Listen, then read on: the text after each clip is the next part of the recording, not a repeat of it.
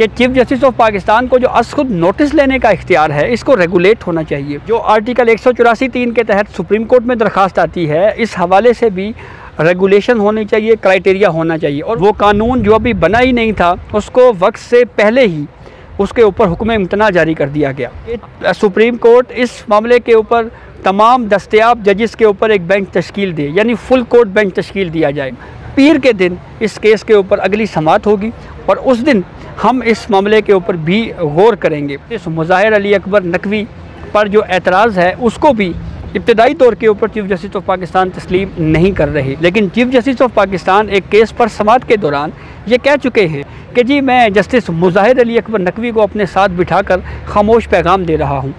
अब से थोड़ी देर पहले चीफ जस्टिस उमर अता बंदयाल की सरबराही में 8 मेंबर बेंच ने चीफ जस्टिस ऑफ पाकिस्तान के इख्तियारात को रेगुलेट करने के मामले के ऊपर जो पार्लियामेंट की जानिब से कानून साजी की गई थी उसके ख़िलाफ़ दायर दरख्वास्तों के ऊपर समाअत की।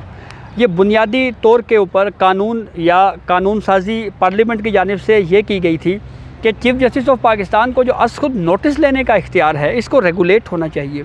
और जो आर्टिकल 184(3) के तहत सुप्रीम कोर्ट में दरख्वास्त आती है, इस हवाले से भी रेगुलेशन होनी चाहिए, क्राइटेरिया होना चाहिए। और वो क्राइटेरिया कुछ कानून के तहत जो पार्लियामेंट के 2 ऐवानों ने पास किया था वो ये था कि जब आर्टिकल 184(3) के तहत कोई दरख्वास्त सुप्रीम कोर्ट में आएगी या सुप्रीम कोर्ट ने खुद नोटिस लेना होगा तो उसके लिए एक 3 मेंबर कमेटी बनाई जाएगी। उस कमेटी के सरबराह चीफ जस्टिस ऑफ पाकिस्तान होंगे और दीगर 2 जजेस में मोस्ट सीनियर जज of supreme court of Pakistan उसमें शामिल होंगे। और तीनों कमेटी के मेंबरान तय करेंगे कि क्या किसी मामले के ऊपर खुद नोटिस लिया जाना चाहिए, क्या ये दरख्वास्त जो आर्टिकल 184(3) के तहत सुप्रीम कोर्ट में आई है क्या इसके ऊपर समाअत होनी चाहिए या ना होनी चाहिए। दिलचस्प बात यह है कि अभी ये कानून बनने के मराहिल में था, मुजवज़ा कानून था, कुछ दरख्वास्तें आईं और फिर सुप्रीम कोर्ट ऑफ पाकिस्तान का 8 मेंबर बेंच बैठ गया और वो कानून जो अभी बना ही नहीं था उसको वक्त से पहले ही उसके ऊपर हुक्म इम्तना जारी कर दिया गया। आज दूसरी समाअत थी।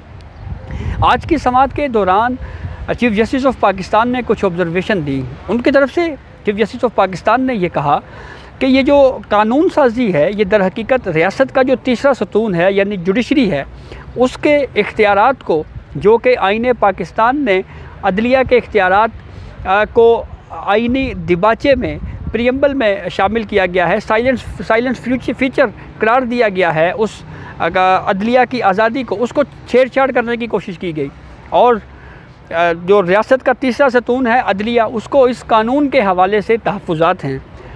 फिर उसके बाद पाकिस्तान बार कौंसिल के वाइस चेयरमैन एग्जीक्यूटिव कमेटी पेश हुए।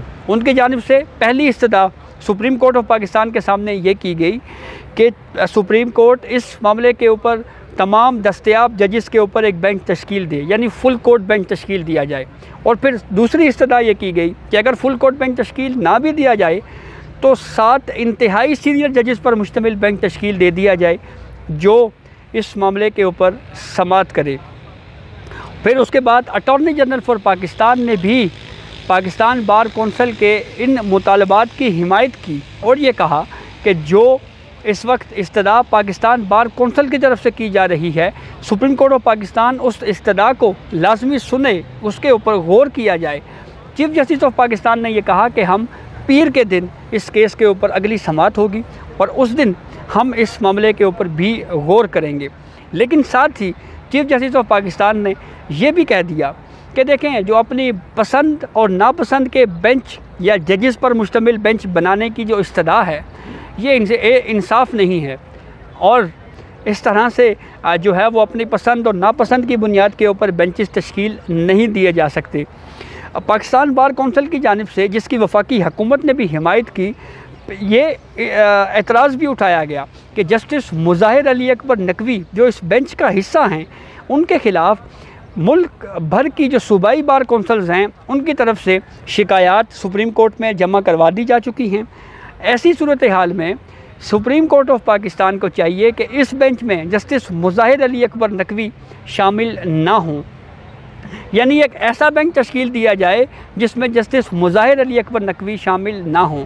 चीफ जस्टिस ऑफ पाकिस्तान ने फिर उसके ऊपर ऑब्जर्वेशन दी। उन्होंने ये कहा कि देखें, ये कंप्लेंट आई है, तो कंप्लेंट्स जो आती हैं इसके ऊपर सुप्रीम कोर्ट ऑफ पाकिस्तान के जो फ़ैसले हैं वो मौजूद हैं, उसमें असूल तय किए जा चुके हैं। तो यूँ लगता है कि जैसे जस्टिस मुज़ाहिर अली अकबर नकवी पर जो एतराज़ है उसको भी इब्तदाई तौर के ऊपर चीफ जस्टिस ऑफ पाकिस्तान तस्लीम नहीं कर रहे।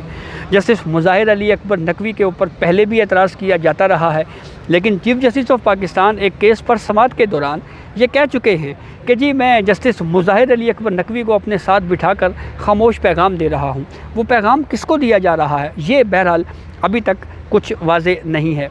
इस कोर्ट प्रोसीडिंग के दौरान जो 8 जजेस थे उनमें से 7 जजेस मुकम्मल खामोश रहे, उनकी जानिब से कोई सवाल ऑब्ज़र्वेशन नहीं दी गई, जबकि जस्टिस उमर अता बंदयाल ही क्वेश्चंस करते रहे, सवालात पूछते रहे। बाकी तमाम जजेस जो हैं वो मुकम्मल इस कोर्ट प्रोसीडिंग के दौरान खामोश रहे। अब देखना ये है कि ये जो एतराज़ उठाया जा रहा है कि सुप्रीम कोर्ट के या तो इंतहाई सीनियर 7 जजेस पर मुश्तमिल बेंच तश्कील दिया जाए या फुल कोर्ट बेंच तश्कील दिया जाए, इस इस्तदा को इब्तदाई तौर के ऊपर तो यूँ लगता है कि जैसे रद्द कर दिया गया है।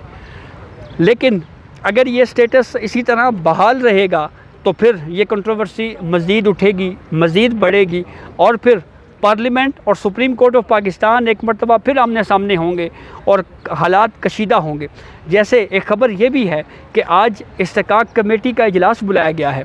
आपको याद होगा कि इस्तेकाक कमेटी के हवाले से जो पार्लियामेंट का गुज़िश्ता इजलास था उसमें यह मुतालबा किया गया था कि 3 हम ख्याल जजेस जो हैं उनको ये इस्तेकाक कमेटी बुलाए। इसके ऊपर फिर एक एतराज़ ये भी उठा कि हुकूमत जजेस को इस्तेकाक कमेटी में बुलाने के ऊपर तो बड़ी बातें कर रही है, लेकिन साबिक DG ISI फैज़ हमीद को क्यों नहीं बुलाया जा रहा, जनरल कमर जावेद बाजवा को क्यों नहीं बुलाया जा रहा, उनसे क्यों नहीं बासपुरस हो रही। असल उस तब्दीली प्रोजेक्ट के जो असल मास्टरमाइंड थे वो तो वो लोग थे, जुडिशरी को क्यों। बहरहाल यूँ लगता है कि जैसे अदलिया और पार्लियामेंट के दरमियान जो कशीदगी है ये मज़ीद बढ़ने जा रही है, इसमें मज़ीद तनाव की सूरत हाल होगी और पॉलिटिकल पार्टीज़ की जानिब से भी इस कोर्ट प्रोसीडिंग के ऊपर जब वो अपना मौक़िफ़ पेश करेंगी तो उसके बाद जो है वो मज़ीद ये कंट्रोवर्सी मज़ीद बढ़ेगी और जुडिशरी और पार्लियामेंट आमने सामने होंगे। इस पूरी कोर्ट प्रोसीडिंग के दौरान जहाँ पे ये आया हुआ है कि चीफ जस्टिस ऑफ पाकिस्तान इसी बेंच के साथ ही शायद इस केस को आगे चलाना चाह रहे हैं, उसके साथ साथ चीफ जस्टिस ऑफ पाकिस्तान जो हैं वो ये भी चाहते हैं कि इस मामले के ऊपर जो ये कानून साजी है इसको वो अदलिया की खुद मुख्तारी के ख़िलाफ़ करार दे रहे हैं। इसका वाज़े उन्होंने अपनी ऑब्ज़र्वेशंस के ज़रिए भी उन्होंने बिल्कुल वाज़े तौर के ऊपर ये कहा कि देखें, जो रियासत का तीसरा सतून है यानी जुडिशरी है उसको इस कानून के ऊपर एतराज़ है, जबकि दूसरी जानिब जुडिशरी की इस जो हुक्म इम्तना देने का मामला है इसके ऊपर वकला बरादरी की जानिब से ये एतराज़ उठाया जा रहा है। आइनी माहिरीन ये कह रहे हैं कि जब चीफ जस्टिस ऑफ पाकिस्तान के इख्तियारात को रेगुलेट करने का मामला है, इस बेंच की सरबराही चीफ जस्टिस ऑफ पाकिस्तान ख़ुद कर रहे हैं, ये कन्फ्लिक्ट ऑफ इंटरेस्ट है, यानी ये मफादात का टकराव है। जब चीफ जस्टिस ऑफ पाकिस्तान के अपने इख्तियारात को रेगुलेट करने का मामला है तो उसके ऊपर फिर किस तरह से जो है वो ख़ुद इस बेंच में बैठ सकते हैं, जबकि दूसरी जानिब फिर इसके जवाब में ये व्यू दिया जा रहा है कि किसी जज ने बेंच में बैठना है या नहीं बैठना ये उसने ख़ुद ही डिसाइड करना है। तो बहरहाल ये अब तक की अपडेट थी जिससे हमने आपको आगाह किया। देखना यह है कि पीर के दिन इस केस के हवाले से क्या डेवलपमेंट होती है। तो उस वक्त तक इजाज़त दीजिए। अल्लाह हाफ़िज़।